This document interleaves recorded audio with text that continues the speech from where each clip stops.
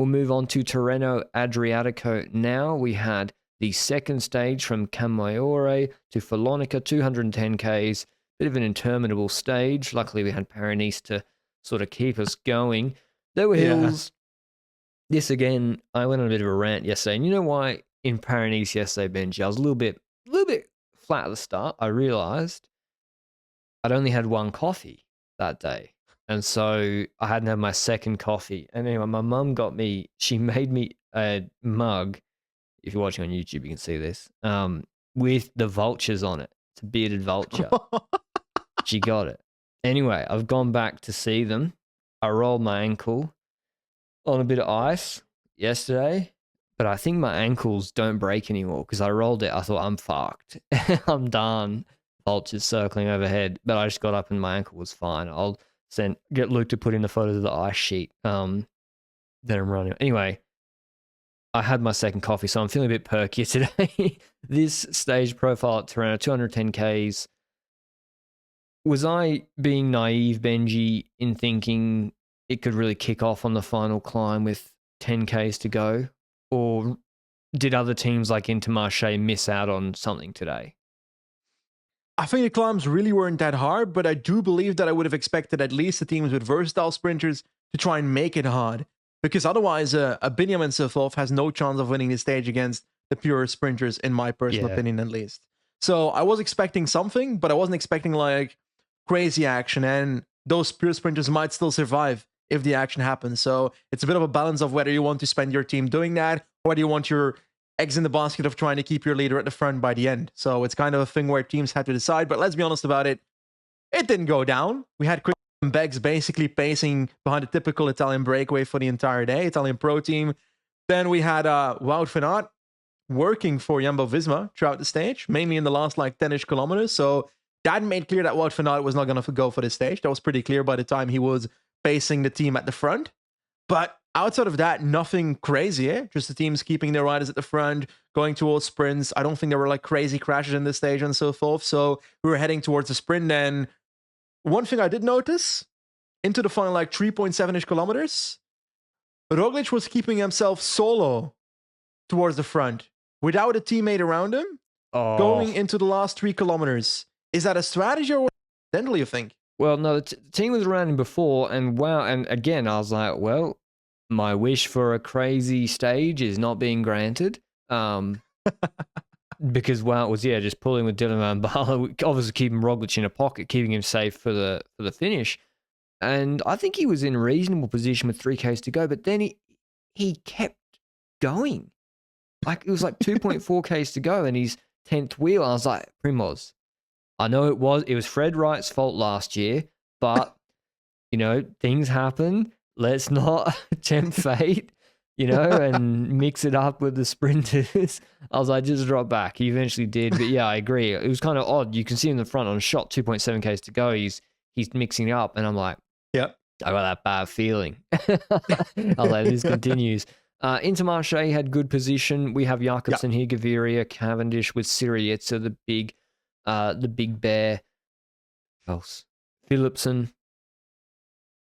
I'm trying to think. Sagan. Sagan's always in the mix in technical Tirreno finishes. Yeah, I actually forgot everybody else that was sprinting here. Gaviria's here? Did you say that already? I said Gaviria. Bauhaus. How can we forget Bauhaus? Jordi Meus. Sean Quinn, sort of. It's a pretty good Buani back from injury. Is Groenewegen here? Because otherwise, why is Beck spacing the entire stage? Eh? He is. But the course had a hill in it, so... Yeah. Mate, how many World Tour stages have we seen them pace all day? If we added up the hours in the last 2 years, and then there's a hill in it, and then Groenewegen done come top 10. I maybe did. Like, the poor that's why Michael Hepburn's so good in the TT, mate. Because Hilly's stage, he's used to doing 10K pools, trying to chase the break for Matthews or Groenewegen. That's his life. Anyway, it turned into a pure bunch sprint. There were no great lead outs here. Wout van Aert decided not to contest, which is like, again, See, I obviously am 5 years old, 12 years old, Benji, but didn't this used to be normal that riders wouldn't be in top condition at every single race they did? And now I'm like, how fucking dare you turn up to this race and use it to get into better shape? I want to see Alaphilippe, Wout van Aert launching it on the climb every stage because Pogacar does it. Like, isn't it actually totally normal what he's doing? Well, Froome did it back in the day every single year. He was only good at the Tour de France. He was sometimes good at Tirreno and the Dauphiné, but mainly at the Tour de France. Vincenzo Nibali is the god of peaking at the right time, the third week of every Grand Tour that he went to, because throughout the rest of the year, he was basically invisible. Sometimes at Tirreno, he was good. As a Nibali fan, that's special in my heart. But it was usual that riders were peaking in one part of the season. It's unusual that they're going for the entire season. But Wout van Aert is the one where we're used to the fact that he can do it for most of the season. So that's why we're kind of like, oh, it's weird not seeing him contend for it. Do you think it's related to the fact that he's not in that form yet? Or do you think it's kind of putting all the eggs in the basket of his main goals, like last year with the road race and ITT championships where he skipped the ITT for the road race, and maybe he's doing that again, but that might lead to a lot of pressure on one event? I think I agree. It's risky, right? Because if you don't succeed, and listen, like, you're putting all your eggs into a basket of a highly variable event where one puncture out of your control, even if you are the best rider, can ruin your race. That being said, he's going to do other races after this. He's got San Remo in Saturday week. So, like, Van der Poel went and did Settimana last year to tune up for San Remo. And, like, I understand it, not wanting to, mix up in what is a very, getting to the sprint now, a pretty sketchy sprint because people are relatively fresh. There are a ton of sprinters here. We see Syriza moving up Cavendish. At least they were connected. Cavendish, Benji, seemed to me, he just decided to switch off Syriza, and then Syriza went the other direction and Cav made the right choice, I think, moving off his wheel. We have Jakobsen with Bert as a lead out. So Intermarché had the most control, but there was literally no final lead-up, man. No one punched through. And that's why Gaviria was able to launch. It was really intriguing because Mathieu van der Poel went slightly early, I would say. He led out with 500 meters to go. And as a consequence, Van Lerberg hadn't launched yet. He was kind of sitting on the left side waiting for stuff to happen.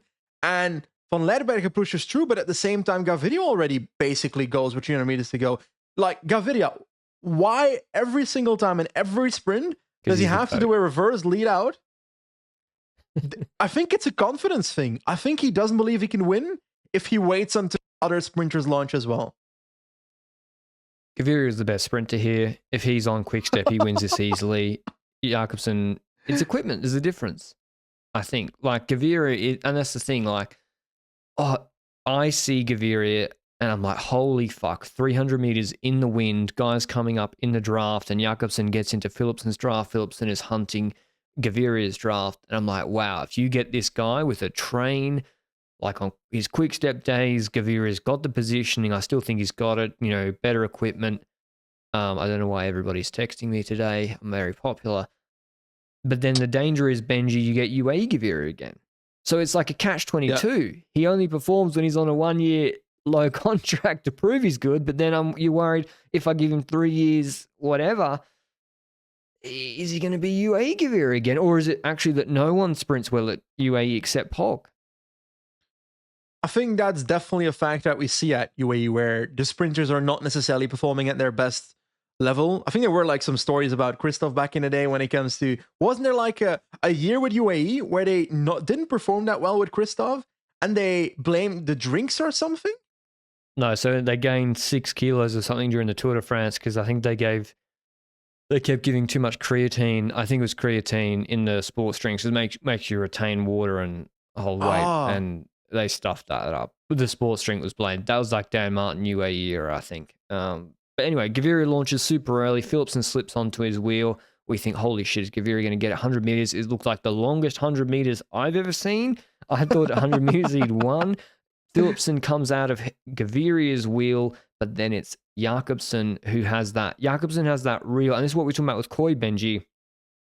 When Jakobsen does come out of the wheel, when he's on, of course, when he's not dropped his chain, in like 5-7 hard pedal strokes, he can go from behind you to level, like that acceleration. And he wins this in very impressive fashion.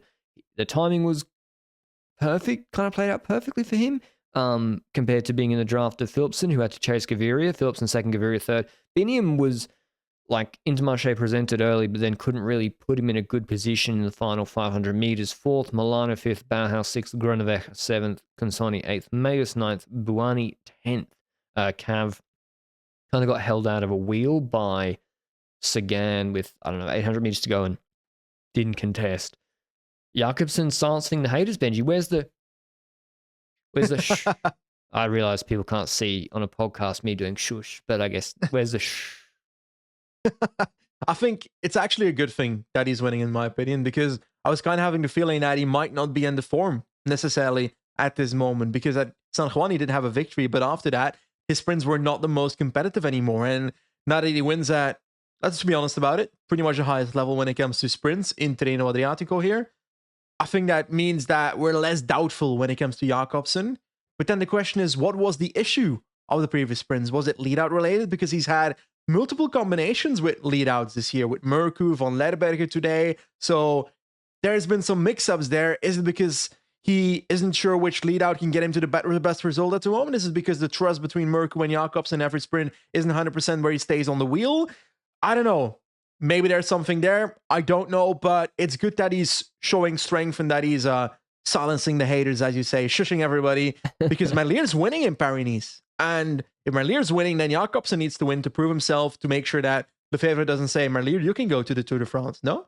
Isn't this what Lefebvre has been doing for decades? Yeah. Like, you get sprinters, you make them kind of question themselves. They have to perform to go to the Tour de France, and it, rightly or wrongly, maybe it's coincidence, seems to lift their level up a bit. You cannot go as a quick step sprinter. You can't go 2 consecutive races and not win. Didn't one of Viviani and Gaviria back in the day piss in each other's bag? Allegedly, apparently, yeah. So it was like, I can't remember who Viviani's lead up man was. It was like there was the Richeza Gaviria camp, and then there was the Viviani camp, and yeah, it was like Sabatini, out of control. I think Sabatini was the lead out for Viviani at Quick Step. I think so. Yeah, they were fighting. It's always like that when it comes to Quick Step, and I think that's one of the reasons that they always go for the dual sprinter strategy. But if you're building a Tour de France team, you're kind of working against the money for that Tour de France team. So that's where kind of the thing comes from of like, ooh, was Merlier a good transfer? Because you're taking away the money for a Tour de France team. But I don't know. I don't care anymore. I'm just watching the cycling, and Jakobsen win, and I'm happy for the guy because now we've got a competition between the two at Quick Step. Ganna keeps the GC lead because of his huge TT on stage 1.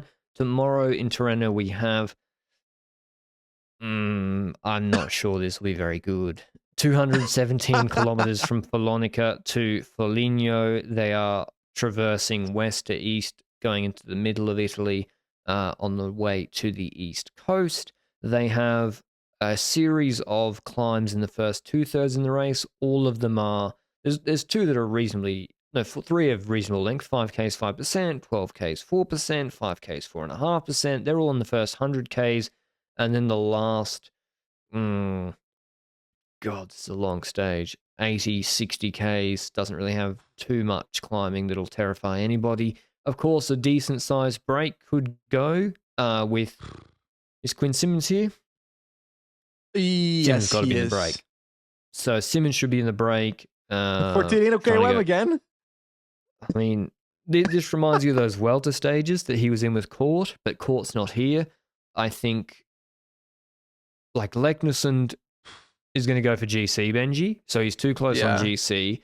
He's too much of a threat on GC. He ain't going to do that well on GC. You think sprint? I'm too hopeful. I think it's a sprint. It's a long stage, so it's a lot to control, but I still believe it's going to be a sprint because there's so many teams. Let's be honest about it. 10 teams, yeah. Green Edge will pace. Bike Exchange, no. Jayco will pace. Jesus. Alula Erasure, mate. So Jayco's going to pace for Groenewegen. We've got Quickstep, who's going to pace for Jakobsen here. The climbs are not hard, 4%. So Jakobsen should on paper get over it. Philipsen should definitely go over it. And he's the guy that I'm going to point at for this stage because today was actually pretty damn good. And he only just didn't have it in the final because he got... let's be honest about it. Philipsen at the Tour de France last year, that level might have won today's stage. But he's definitely on the level to compete for these stages with Jakobsen and so forth. So I'm saying Philipsen wins this stage. I think so. I think this is a Jakobsen mechanical stage. I'll have to look how technical this TT, or how technical it is. The finish, the more technical it is, kind of suits Philipsen, actually, but also brings someone like Phil Bauhaus into play, who loves a technical finish. I share your skepticism for a really tight battle with the break, Benji. I hope there would be, but I think this is where the different... I mean, if it was in the Tour de France, I think you have a riders of a good caliber, or where they're like, it is worth me going all in. I got to go every pod with the voice crack at the moment. It's worth going all in for 217 kilometers. I think some guys are like, Tirreno, stage 3, am I going to go on the break for 5 hours to get caught by X in the last 10Ks? And you say, oh, what in the Vuelta people do? It's like, well, actually, the Vuelta is the last chance to win a World Tour stage for a lot of guys. So it's the last chance saloon. So there is that desperation. I think hopefully we see Mads Schmidt if he's on the start list in the breakaway. But I am skeptical that we will. Oh, well. Philipsen it is, winning the stage. Maybe Intermarché. I still think Intermarché should pace harder on the climbs to put some kilojoules into Jakobsen and Groenewegen. Not to drop them. Yeah. I don't think it will matter. Benji's like, why are you talking about this stage? We're going to have Yolo, Bardiani, and Korotek, one each in the break, and then we'll see you with 5Ks to go. I'm falling asleep just thinking about this stage. I'm definitely going to be on Zwift again during this ride. Tirreno washed again? It is washed again until stage 4. Because if we go into the stage 4s and stage 5s, they're good. I got to tell you already, stage 6 of this race is going to be one of the best stages of the year. It's a cracker. Hopefully Pidcock goes crazy. I hope so. Like, it launches early. I can't wait for that one. Castelfidardo 2.0? Depends on the weather conditions, hopefully, for the spectators. Anyway, that's Tirreno recap. Thanks to Zwift as always, and thanks for you guys for listening. We'll see you with Paris Stage 4, Tirreno Stage 3 recaps tomorrow. Ciao.